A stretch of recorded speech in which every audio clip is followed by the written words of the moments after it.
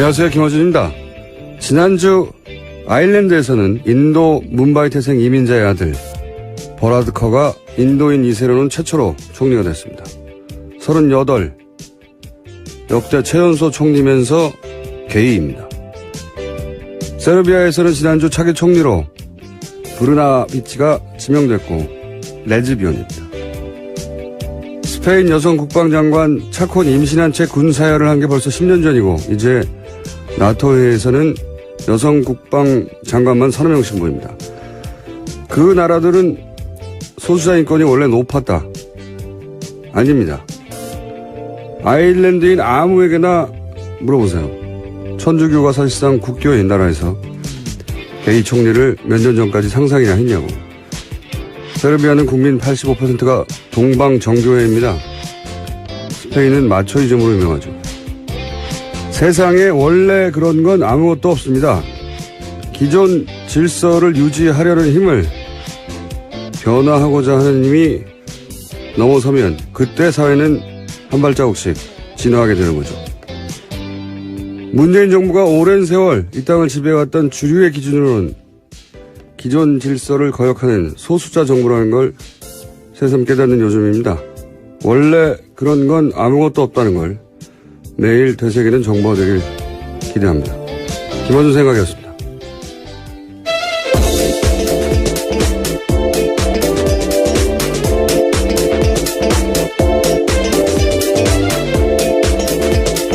시사인의 김은지입니다.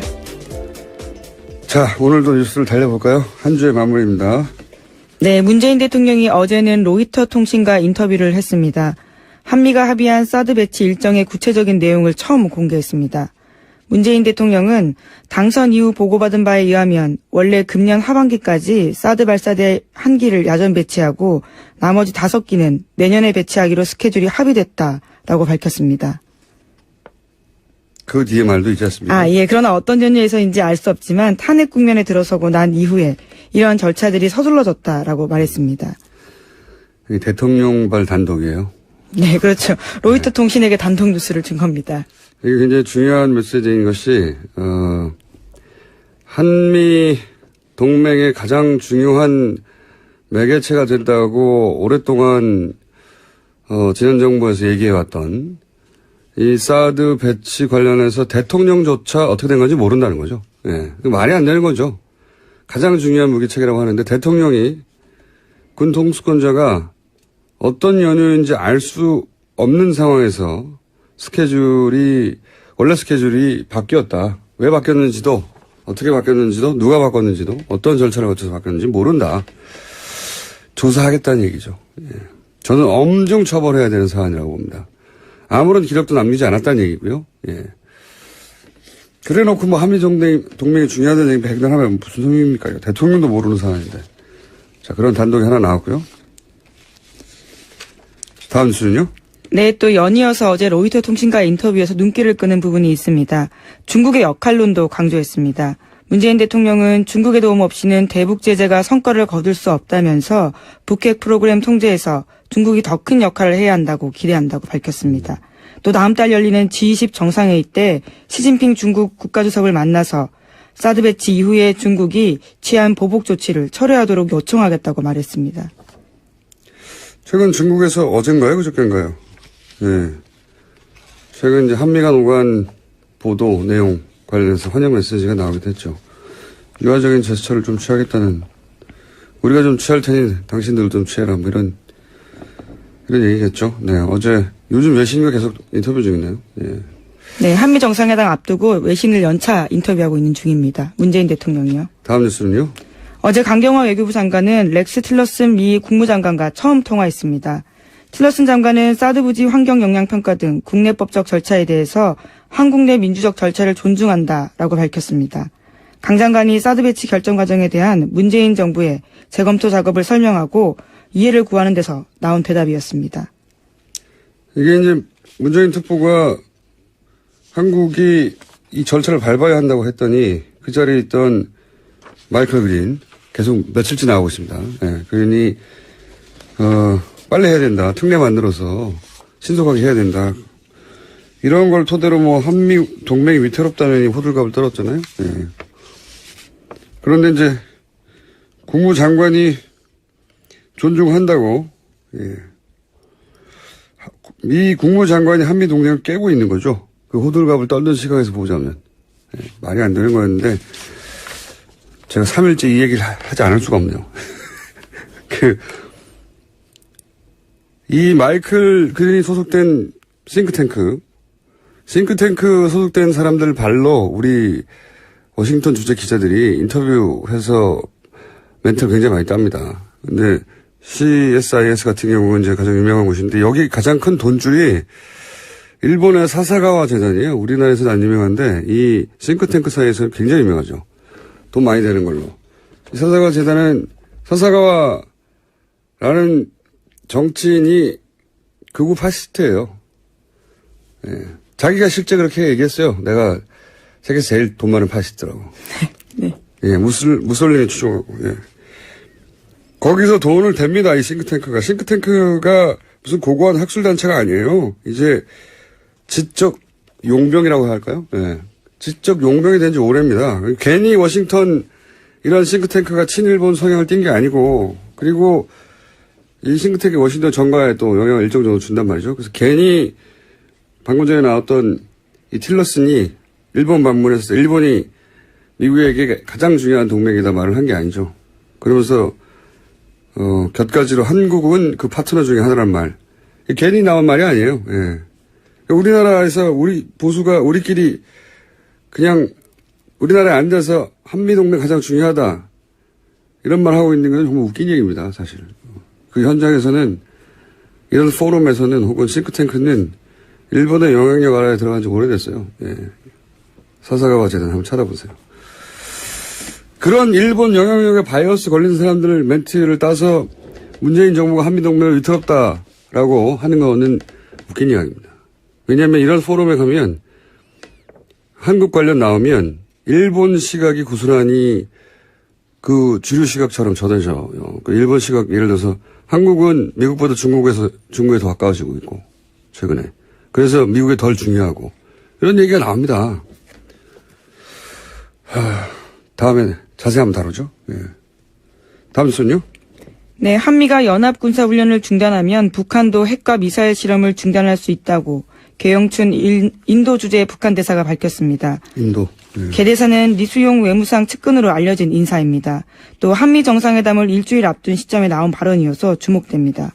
이게 이제 문정인 특보 발언, 미국 발언, 북한 발언이 한 궤를 이루고 있어요. 그러니까 한미, 북미 채널이 돌아가고 있다는 뜻이고 문정인 특보 발언은 사실은 이렇게 지나고 보면 아무런 문제가 없는 발언이었어요. 예. 아무런 문제가 없는. 그래서 박지원 국민의당 전 대표가 시기와 내용도 문제가 없다라는 식의 이야기를 했었죠. 이런 뉴스를 보고 종합한 거죠. 네. 그러니까 그 호들갑은 무지했거나 의도적이었거나 둘 중에 하나입니다. 다음 뉴스는요? 문재인 대통령은 올해 하반기 공무원과 공공기관의 블라인드 채용제 실시 의지 밝혔습니다. 특별한 경우가 아니면 이력서에 학벌이나 출신지, 신체 조건 같은 차별적 요소를 기재하지 않도록 하겠다고 밝혔습니다. 이거 원래 10년 전부터 그렇게 하기로 돼 있었는데 그동안 안 한 거죠. 거꾸로 우리 보수가 그렇게 따르고 싶어하는 미국에서 사진, 신체 정보 요구하면 소송당해요. 심지어 우리 이력서에는 부모, 직업, 예. 학력까지 쓰라고 되어 있는 경우가 많습니다. 소송당할 내용들입니다. 이게 표준이 돼 있죠. 10년 전에 하자고 했는데 공기관도 안 따르고 있죠. 그래서 공기관부터 공무원부터 하겠다는 거고요. 다음 뉴스는요? 여야 간의 국회 정상화 논의했습니다. 하지만 합의점 찾지 못했습니다. 추경 정부조직법 심사가 밀리게 됐습니다. 다만 인사청문회는 열리게 되는데요. 어제 더불어민주당 우원식 원내대표가 이와 같은 소식을 전하다가 눈물을 흘렸습니다. 우 원내대표는 자유한국당이 정권교체를 인정하지 못하고 있다. 대선 불복이다. 국민의당도 섭섭하다. 이렇게 밝혔습니다. 이 이야기는 저희가 3부에서 우원식 원내대표를 직접 연결해서 어떤 의미인지 들어보겠습니다. 자, 오늘 게스트가 많거든요. 다음 뉴스는요? 네, 정유라 씨나 최순실 씨 소유로 된 독일 재산이 없다고 TV조선이 보도했습니다. 현금화해서 모두 썼거나 다른 사람 명의로 바꿨다라는 건데요. 검찰은 정 씨가 소진한 돈이 삼성에서 받은 돈 등 불법으로 세탁한 돈일 가능성이 높다고 판단하고 있습니다. 그렇기 때문에 찾기 어렵다라는 고충도 토로하고 있습니다. 이게 저는 영장 기각이 계속해서 대단히 아쉬운 것이, 그리고 문제가 있다고 생각하는 것이, 예를 들어서 비싼 말과 함께 계속 이동했거든요. 엄청 돈이 나갔겠죠. 예, 그러면서도 몰래 그 주택을 구해서 숨어 다녔잖아요. 예, 돈도 계속 쓰고, 그리고 변호사비는요, 현지에서 그 기간이면 억대로 썼을 거예요. 1억, 2억 수준이 아니라. 네, 실제로 10억 이상 썼다라고 추산된다고 합니다. 그리고 현재 정유라 씨 명의로 된 재산이 아무것도 없고, 그랬다는 얘기는 돈을 현금으로 다 바꿨거나 다른 사람 명의로 바꿨거나 이런 거잖아요. 눈앞에서 재산 은닉을 하고 있는데, 그래서 사실은 정유라 씨를 구속해서 수사할 충분한 시급한 사안들이 있는데, 이건 페이퍼상의 정말 논리라고 봅니다. 재청구해야 된다고 보는데 과연 재청구해서 될지 모르겠어요. 지금 같은 상황에서는. 구속에 이유가 있다고 저는 개인적으로 생각하는데. 자, 다음 뉴스는요. 정유라 씨가 해외 도피 중에 지인들한테 쓴 편지 내용 또 나왔습니다. 이번에는 최순실 씨 비서 안모 씨에게 쓴 편지 내용입니다. 법률 용어를 동원해서 변론 대책까지 지시했는데요. 특검이 편파 수사를 한다는 주장을 해야 한다. 특검 목적은 박근혜 대통령 탄핵임을 밝혀서 수사가 무죄 추정 원칙을 벗어난 것이라고 해야 한다. 라는 내용 등이 쓰여 있다고 합니다. 그러니까 어리숙한 연기했는데 아니었어요. 예, 지금 대만한 걸로 봐도 그렇고, 다시 한번 구속 수사의 필요성이 있다. 저는 생각합니다. 자, 다음 뉴스는요. 네, 어제도 박근혜 전 대통령과 최순실 씨의 뇌물재판 열렸습니다. 관련해서 최순실 씨가 재판을 받던 중에 변호인의 휴대전화를 작동하다가 들켰습니다. 검찰이 강하게 문제 제기하면서 재판장도 최 씨에게 경고했습니다. 변호인의 전화로 외부와 메시지를 하고 있다는 의혹인 거죠? 네, 이번만이 처음이 아니고요. 지난번에도 있었다라고 검찰이 문제 제기했습니다. 재판정에서도 이러고 있으니까요. 재판정이 아닌 곳에서는, 항상 해왔다는 합리적 의심을 가질만 하죠. 자, 다음 뉴스는요. 최태원 SK그룹 회장이 박근혜 전 대통령 재판에 증인으로 어제 참석했습니다. 대통령과의 독대 당시에 최 회장은 동생의 가석방을 언급했고, 박근혜 전 대통령은 SK의 출연 금액을 직접 확인했다고 진술했습니다. 대통령이 직접 돈 얘기하기 쉽지 않은데 얼마 내느냐고 물어봤다는 거 아닙니까? 네, 안정보험 전 수석 불러서 직접 금액 확인하고 감사한다라는 이야기까지 했다고 합니다. 관련자 나올 때마다 웃음이 나와요. 네. 최태원 회장이 직접 진술한 부분입니다. 그러니까 독대니까 둘밖에 모르는 얘기인데, 그동안 안종범 실록에 의해서만 간접적으로 전해지다가 당사자가 나와서 돈 얼마 내는지 물어봤다. 예. 재밌는 뉴스입니다. 네. 그래놓고 자기는 전혀 국가를 위해서 한 일이고, 예. 돈이 어떻게 오가는지도 몰랐고, 요구한 적도 없다고. 다음 수는요? 네, BBK 사건의 김정균 씨가 자신의 트위터에 쓴 글이 눈길을 끌고 있습니다. 어제 올린 글인데요. 2007년 대선 직전 박근혜 전 대통령의 변호인인 유영하 변호사가 자신에게 기획 입국을 제안했다고 주장했습니다. 이런 김 씨의 주장에 대해서 유영하 변호사는 트위터 내용을 보지 못했다면서 상식적으로 판단해보라고 말했다고 하고요. 검찰은 공식 입장을 내고 김 씨의 주장은 과거 수사와 판결을 통해서 허위로 판명된 내용이라고 반박했습니다. 이게 무슨 진실 공방처럼 보도가 됐는데 새로운 게 아니에요. 이미 진작에 이혜원 의원이, 마침 그러고 보니까 이혜원 의원 인터뷰도 하네요. 당대표 후보로. 주장이 왔던 거예요. 예. 당사자가 김경준 씨가 자기를 보러 온 사람이 누구라고 말한 거 아닙니까, 당사자가. 그렇죠. 2007년 당시에. 예, 이혜원 의원도 진작부터 주장을 했었고요.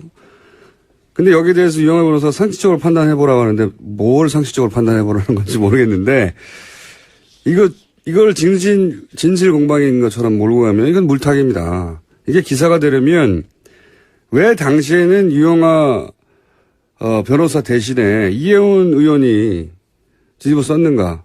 그리고 이원 의원한테 크로스 체크를 해야지 규정에 맞는 기사인 거죠. 예. 검찰 주장을 고스란히 똑같은 무게로 실을 게 아니라. 예. 이유가 뭘까? 이원 의원에게 잠시 물어보기로 하고요. 예. 오늘 여기까지입니까? 네. 자, 오늘 미니 인터뷰가 또 하나 있어가지고 여기까지 하겠습니다. 시사인의 김은지였습니다. 감사합니다. 자, 바로 이어서 저희가 미니 인터뷰를 짧게 잡았는데 전국 판사들이 대법원장 사퇴를 요구했는데 이게 30년 만의 일이라고 합니다. 어떻게 된 일인지 이정열 전 부장판사 잠시 연결하고 있습니다. 안녕하세요, 판사님. 네, 안녕하세요. 네, 요즘 자주 연결합니다. 네, 네, 그렇습니다. 이게 이제 아주 긴 사연인데 오늘은 간단하게 무슨 일인지만 짚어보겠습니다. 제가 아는 요약본을 말씀드리면 국제인권법연구회가 있는데 다소 진보적인 의제를 다루는 연구하는 곳인데 공부하는 곳인데 양승태 대법원장 하에서 이 연구회 활동을 제약하려는 의혹이 있었고 네.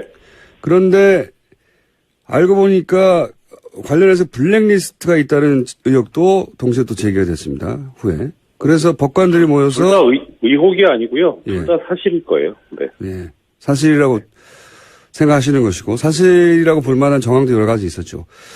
그래서 이제 법관들이 모여서 의결을 했어요. 그렇죠? 그리고 이제 게시판도 열렸습니다. 익명 게시판이. 거기서 이런 요구들이 나온 거죠. 대법원장 왜 아무런 얘기가 없냐. 우리가 모여가지고 이 문제를 제기했는데 블랙리스트 관련해서 대법원장 반응이 없다. 사퇴하라. 이렇게 된 거죠. 네, 그렇죠. 이게 요약본인 거죠. 예, 예. 주로 어떤 이유로 그 판사들이 사퇴하라는 내용을 여기다가 이 게시판에 익명 게시판에 계속 올리고 있습니까? 일단 최초 두 가지 이유가 있는데 하나는 이 처음에 조사가 있었잖아요. 예. 네, 진상조사 보고서가 제출이 됐는데 블랙리스트에 아무 얘기가 관한 없었던 거예요.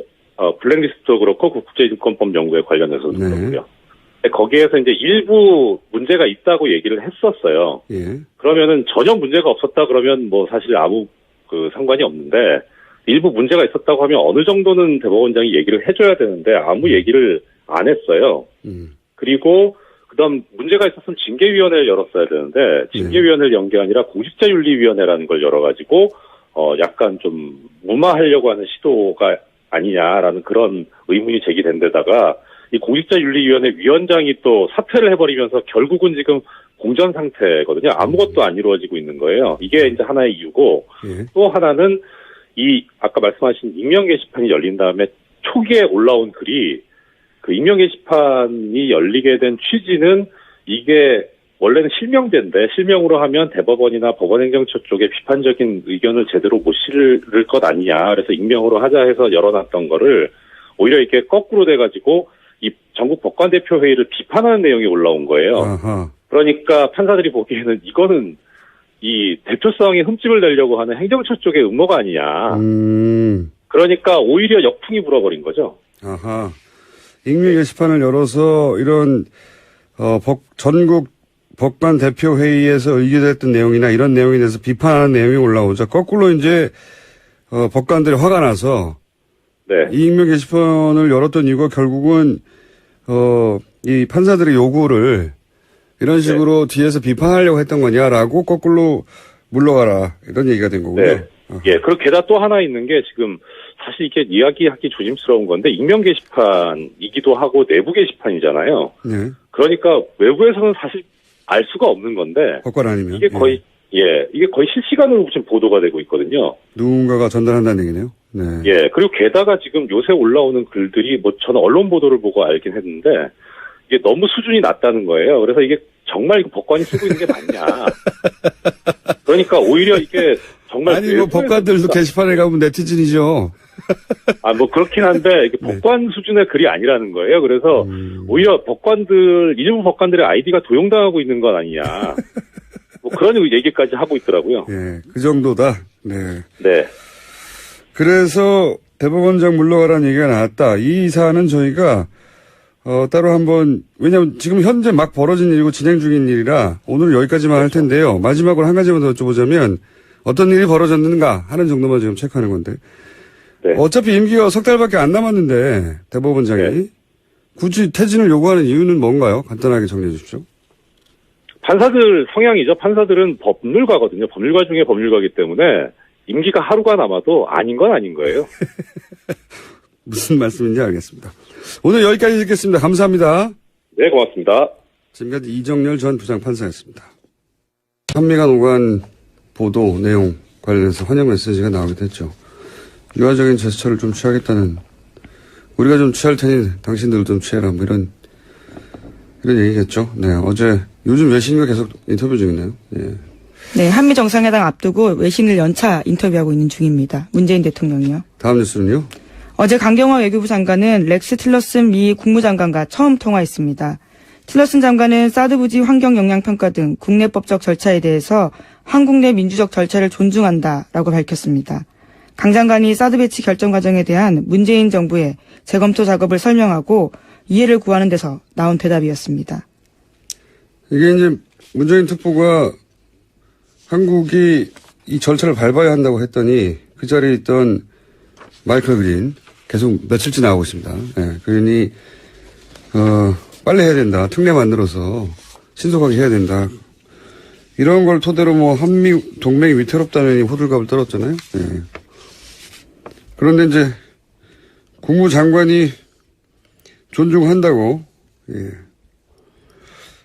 미 국무장관이 한미 동맹을 깨고 있는 거죠. 그 호들갑을 떨던 시각에서 보자면. 예, 말이 안 되는 거였는데 기존 질서를 거역하는 소수자 정부라는 걸 새삼 깨닫는 요즘입니다. 원래 그런 건 아무것도 없다는 걸 내일 되새기는 정보가 되길 기대합니다. 김원준 생각이었습니다.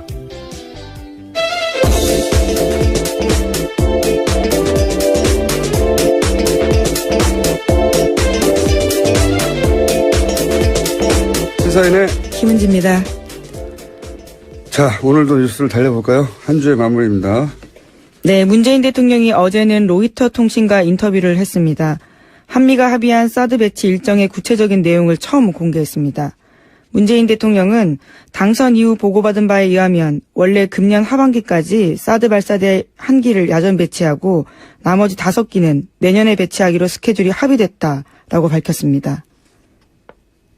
그 뒤에 말도 있지 않습니까? 예. 그러나 어떤 전례에서인지 알 수 없지만 탄핵 국면에 들어서고 난 이후에 이러한 절차들이 서둘러졌다라고 말했습니다. 이게 대통령발 단독이에요. 네, 그렇죠. 로이터 통신에게 단독 뉴스를 준 겁니다.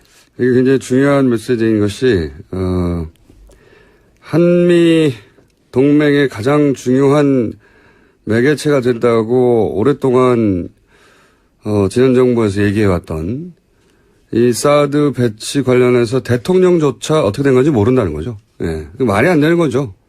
가장 중요한 무기체계라고 하는데 대통령이 군 통수권자가 어떤 연유인지 알 수 없는 상황에서 원래 스케줄이 바뀌었다. 왜 바뀌었는지도, 어떻게 바뀌었는지도, 누가 바꿨는지도, 어떤 절차를 거쳐서 바뀌었는지 모른다. 조사하겠다는 얘기죠. 예. 저는 엄중 처벌해야 되는 사안이라고 봅니다. 아무런 기록도 남기지 않았다는 얘기고요. 예. 그래 놓고 뭐 한미 동맹이 중요하다는 얘기 백단하면 무슨 소용입니까? 대통령도 모르는 사안인데. 자, 그런 단독이 하나 나왔고요. 다음 뉴스는요? 네, 또 연이어서 어제 로이터 통신과의 인터뷰에서 눈길을 끄는 부분이 있습니다. 중국의 역할론도 강조했습니다. 문재인 대통령은 중국의 도움 없이는 대북 제재가 성과를 거둘 수 없다면서 북핵 프로그램 통제에서 중국이 더 큰 역할을 해야 한다고 기대한다고 밝혔습니다.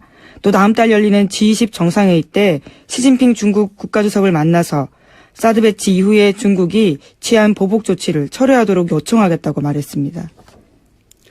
최근 중국에서 어젠가요? 그저께인가요? 네. 최근 이제, 안녕하세요. 김어준입니다.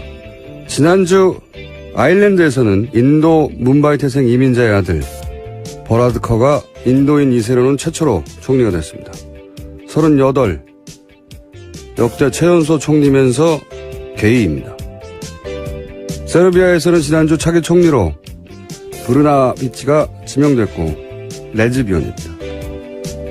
스페인 여성 국방장관 차콘 임신한 채 군사열을 한 게 벌써 10년 전이고 이제 나토회에서는 여성 국방장관만 30명씩 모입니다. 그 나라들은 소수자 인권이 원래 높았다. 아닙니다. 아일랜드인 아무에게나 물어보세요. 천주교가 사실상 국교인 나라에서 게이 총리를 몇 년 전까지 상상이나 했냐고. 세르비아는 국민 85%가 동방 정교회입니다. 스페인은 마초이즘으로 유명하죠. 세상에 원래 그런 건 아무것도 없습니다.